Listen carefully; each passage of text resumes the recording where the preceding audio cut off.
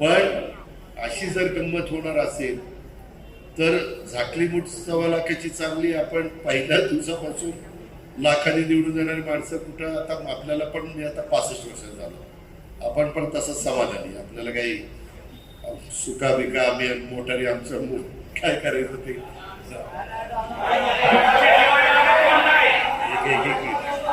ऐका,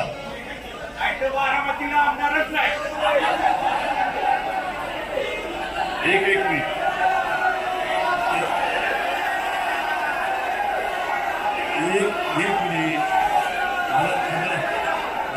मला एकदा काय होतं, जिथं पिकतं, एक मिनिट, जिथं पिकतं, ऐका, जिथं पिकतं तिथं विकत नसतं. तुम्ही एक गोष्ट लक्षात घ्या. तानाजीराव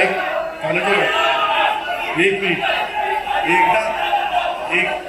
एकदा काय झालं पाहिजे, बारामतीकरांना कोणतरी मी सोडून आमदार मिळाला पाहिजे, आणि मग एक मिनिट, मग तुम्ही माझी 91 ते 2024च्या माझ्या कारकिर्दीची तुलना करा आणि त्याच्यामध्ये तुम्हाला काय ते खोटं नाही सांगत, कार्यकर्त्यांना नीट लक्षात घ्या. काय बघता रस्ता न सांगता रस्ता होतोय, एक मिनिट, न सांगता पिण्याच्या पाण्याच्या योजना होत आहेत करोडो रुपयाच्या. आता किती कोटीच्या योजनेची कामं चालली माहितीये? 750 कोटी बारामती शहर सोडून. कशाला म्हणतात 750 कोटी? त्याच्यामध्ये जे काही रस्ते तुम्ही पूर्वी बारामतीचे रस्ते बघितलेले, आता कुठल्याही भागामध्ये गेल्यानंतर काही रस्ते राहिले, मी मान्य करतो की काही राहिले, ते कसे करायचे काय करायचे ते बघू आपण. पण ह्या सगळ्या बाबतीत मेडिकल कॉलेज न मागता मेडिकल कॉलेज मिळतं, 1000 कोटीचं मेडिकल कॉलेज मिळतं.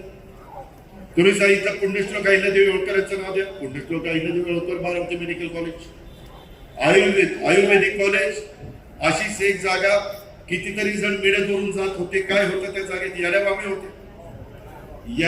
होत्या. गृहनिर्माण संस्थेची जागा, माडाची जागा, त्यांना दुसरी पर्याय जागा दिली.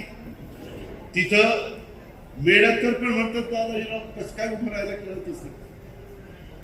होतं काय, सहजच उभं राहतं. आता मोदी केशवराव जगताप आले, म्हणजे दादा मला माझे शिक्षण संस्थेतले रस्ते डांबरीकरण करून द्या. 1 रुपया केशवरावचा न घेता सगळे रस्ते डांबरीकरण करून दिले.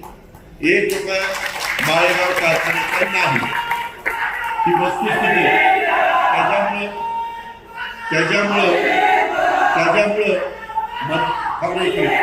त्याच्यामध्ये मधी माझ्या बारामती शहरातलं आपला जो स्टोरेज टँक आहे तिथपासून माझ्या जवळच्या पर्यंत लाईनिंग केलं.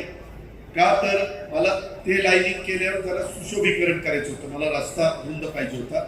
वरनं जाताना लोकांना चालायला येणार. ह्याच्या आधी तुम्ही विसरून जाता लवकर. ह्याच्या आधी बारामतीच्या कॅनलवरून चालत असताना काय अवस्था होती, आणि आता बारामतीच्या दोन्ही बाजूने अजून सगळी कामं व्हायची.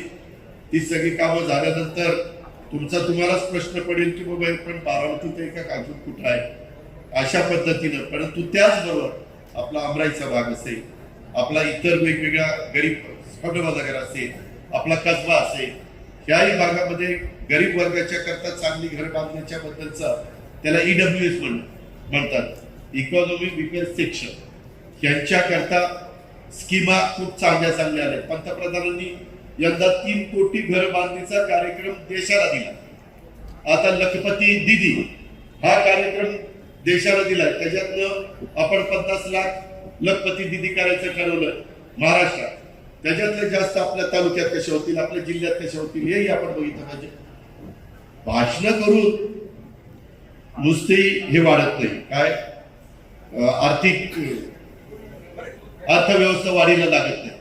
मला खरं तुम्ही काही लोकांनी माझी जुनी भाजी मंडई जुनी जिथं पूर्वीच्या सभा व्हायच्या त्या भाजी मंडईतलं काम मला करून दिलं नाही लवकर, नाहीतर आतापर्यंत ती बिल्डिंग झाली असती. आणि एवढं चारी बाजूला सुंदर रस्ते बिस्ते सगळं. मी तुम्हाला पुन्हा सांगतो, ज्यांना आता गाड्या मिळालेले त्यांना कुणालाच वाऱ्यावर सोडणार नाही, त्यांना पर्याय व्यवस्था करणार म्हणजे करणार.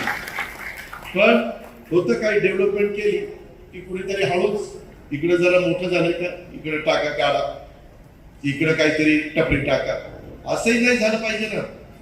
आज मी पार माझ्या मळत पासून मेडक पर्यंत नदी दोन्ही बाजूनी प्लम वॉल केली, त्याला प्लम वॉल म्हणतात. प्लम वॉल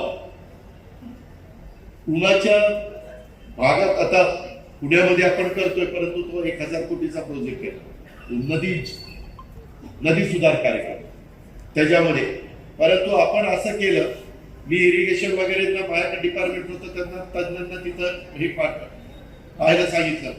त्यांनी मला सांगितलं की दादा, कसबा आणि कचेरी इथला जो तुमचे ते नाळे आहेत, तो पूल तो सगळा जामच होतो, त्याच्यावर तिथंच पाणी आडतं, फुटब्रिज ते सगळं गाठ करते म्हणले तुमची. आणि लेंडी नाल्यातनं येणारं पाणी तेही पुढे बसत नाही.